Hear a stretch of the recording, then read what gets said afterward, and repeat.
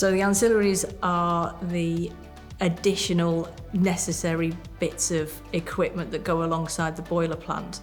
It won't function in isolation. It needs other bits of kit with it to make a complete system and to make it operate properly.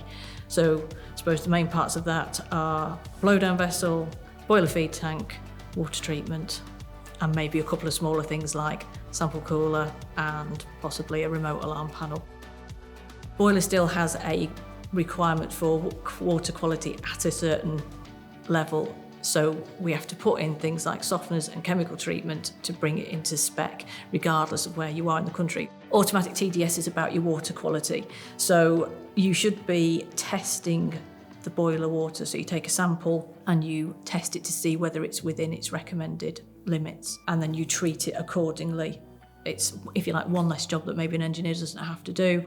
And it's a constant thing as well. It does the checks on a regular, constant basis. You couldn't do that yourself manually. You might not get a choice always. If you decide to increase the size of your plant, then typically your existing ancillaries might not be big enough.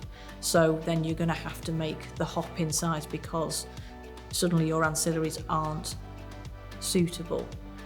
If it's part of a package, so if it's part of a skid system, then the boiler and ancillaries are mounted on a skid and everything's pre-piped and wired.